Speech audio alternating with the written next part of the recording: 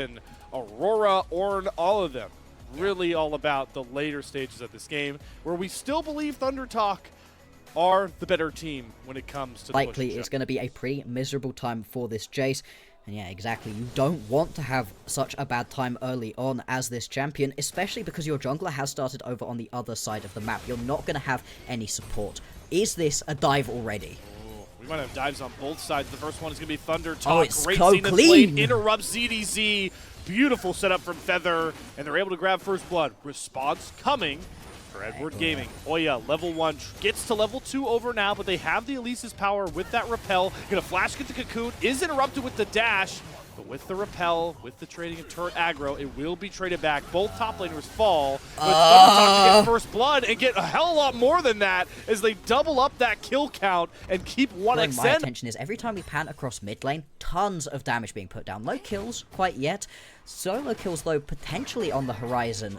Aurora is one of the best for actually picking up solo kills in a meta in which mid laners often just kind of ignore each other and are more interested in the team fights elsewhere.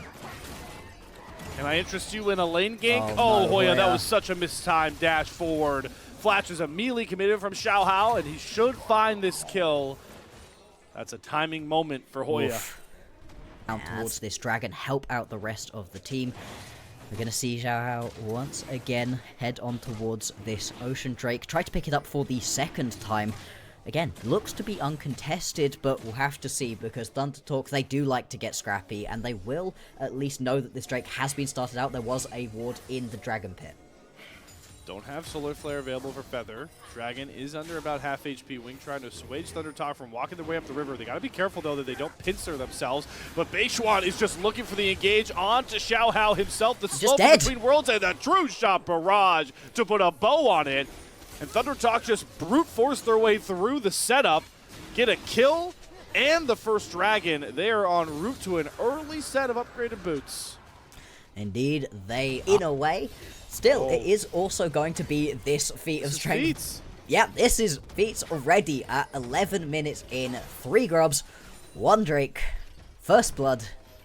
And now the first tower is going to go on over setup. Going to pick this one up, trying to lose as many minions. EDG can't step up right now. They're trying to once again ping on to Hoya. They're trying to hunt down Hoya in the mid lane this time. Maybe look for a wraparound, but there is that second turret full of plates to just amp up this gold lead.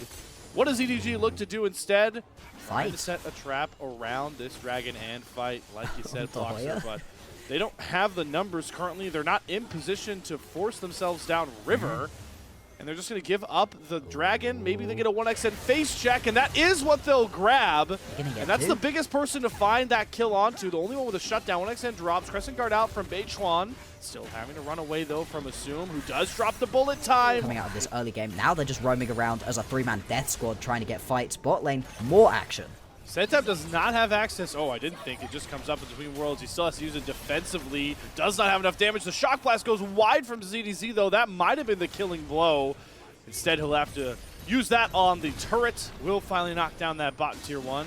Who says Tank Jace can't duel it out with some of those damage dealers? Pincered between, but decided they weren't strong enough. Didn't want to go in onto that one, and it is going to be the Drake now started up right here by EDG. You do catch a moment where Beishwan is getting that red buff. Still, they can engage. Getting chunked out, though, by this Jace. Hoya finds an engage on Angel, who does have the same move. Flash forward from Feather. They're going to try and lock up ZDZ. They burn through the health bar through the bullet time. True Shot Barrage comes across, and now 1xN can try and step up and do what he does best. Deal tons of damage, but he's losing his front line, quickly evaporating as he continues to fire Mystic Shot after Mystic Shot. 1xN is a one-man army as he knocks down a triple kill with ease with his loyal top laner beside him. Ace and a dragon for ThunderTalk. ThunderTalk continue to not allow EDG to pick themselves up any of these objectives, and that was the 1xN that we were hyping up before this matchup even started. That's the 1xN we were. You can miss in the chaos of a full 5-on-5 fight. That Crescent Guard from Beishwan blocked all of the bullet time from Assume. The one it looked like it was critical going to shred. ability. Yeah, it should have shred. If it weren't for that ultimate that just blocked all of it. We'll see if Beishwan continues to try and block off these bullet times. as we see the Atacon started up here. Voracious, as always. Yeah. Xiaohao looking for a way into this pit. Sonic Wave not going to land, so he's going to stolen? try and dash through, but Atacon is already finished off. The revive buff is available for ThunderTalk, and boy, does it scare the hell out of EDG. Another bullet time. Vanquish, 0 damage because Beichuan blocks it all himself. ThunderTalk are rolling into team fights like we expected. They're going to be worried about is the Baron spawning in just about 2 minutes time. So far they haven't let their opponents get any neutral objectives whatsoever, I guess other than technically towers. So they hopefully are just going to be able to pick this one up. That's what they at least are going to be looking for. EDG. Whoa. They're just getting jumped in their base. Yeah. No punishment whatsoever. No. Just walks his way out. Grubby's getting some solid damage onto that inhibitor turret. This is the ThunderTalk. This is what the same confidence, but when they aren't playing from 8k gold behind, Exactly. it could be certainly suffocating. Absolutely, and EDG, they really need to find themselves a way back into this game. First and foremost, you need to get that Voracious buff off of all of these members of ThunderTalk. Then you can talk about actually killing them. For the minute, it looks like they're doing a little bit of poke. Here we go again. It's Beichuan with the Crescent Guard up, steps up. That bullet time canceled by a solar flare. Ornhorn. Also Dude, cannot use any of it, and the Ornhorn calls for the death of Xiaohao. Beichuan dashing in, still has his own revive, 1x over the wall, and here goes the Xin Zhao back to base. Even when you kill off their health bar, ThunderTalk won't even give you bounties, won't even give you 300 gold. They're just giving you hands over and over again. As 1x and company are going to hit onto this inhibitor turret. In goes Angel. They do lose the Voracious Atacon revive at the exact right moment, so EDG can grab some of these bounties. Arcane shift away from 1xN, try to create some space, still firing out these Mystic shots. Gets flashed on by Angel. He's going to get kills! Combined with the Mystic shots of 1xN, Ooh. he will not fall. Ooh. Pairing with Misfortune, she needs a support like Leona to even get these bullet times off. I know they've been canceled constantly, but there isn't great setup for this Misfortune, and Assume is in such a tough spot. EDG as a whole are in a tough spot, down over 6k gold. They can just Their Baron. base broken open. They have to succeed a Chemtech Soul as ThunderTalk continue rolling the ball. They could just push through mid right now and force on towards a Baron if ThunderTalk wants to. Xiaohao having to jump away right here. Anytime you're face to face with Setab and 1xN, it's a good decision to turn around and run away. They do exactly that. Push through the mid lane, head on towards this Baron. You don't even necessarily have to start it up if you don't want to. You're just trying to draw EDG in because you win these team fights. Hoya's up 5 levels over that Elise, by the way. Wink. Wink, Repel's already down. Flash committed, but Yep. following is Beichuan once more. Ornhorn going to go a bit wide, but ThunderTalk have established a base of operations in this red side jungle. Absolutely, they have, and they can now pull on back towards this Baron if they want to, or just keep on pushing the advantage, right? The Baron helps, sure, you would like it, but it isn't even necessarily something they have to go on towards. They do decide they're going to pick up the Baron, and I like this response out of EDG. They're going to teleport down towards the bottom side and get a good amount of damage onto this tier 2 tower bot lane. In fact, they're going to be able to pick up the full tier 2 tower bot and a tier 1 tower mid lane. It's the correct response out of EDG, but they are still losing yet another neutral objective. Baron goes over.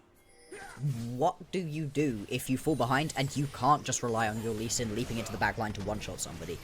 Angel can't just step up. ZDZ can't just go leaping in hammer form, right? When you have to play these ones out slowly, you get out-CC'd, out-muscled around all of these team fights, and it really has come to fruition, especially because it's not like ThunderTalk have medium amounts of engage. They have a ton of engage overall, and right now you can see it. EDG, they're trying to poke out, they're trying to find a way into this game, but I just don't know when they're gonna go. They have to pull the trigger at some point. Solar Flare going to be dodged by a good Sanguine Pool by Angel, so key CC ultimate, like you were talking about, blocks are down for the time being, but it does cost them another inhibitor and inhibitor turret, with the last one remaining in that mid lane. Setab playing around the range of that cocoon, not going to land. There's the Between Worlds with the Ornhorn combination. Is going to knock up and cut down ZDZ. Setab goes into the stasis. Angel tries to run to the backline. This time a bullet time will find its mark onto Feather. Assume picks up 1 kill, but it's just too late and too big of a difference between ThunderTalk's wallet and EDG's by this point. Zoom and Xiaohao, the only ones left up, but Beichuan wants to go for the killer blow and pack the kills in for 1xN as he's back to carry performances as expected, and ThunderTalk are back on even footing. 1-1 we go between this Group C heavyweight fight. And these two teams, they've gone back and forth, and what different games they have been. EDG's victory was hard fought, a roller coaster of emotions back and forth.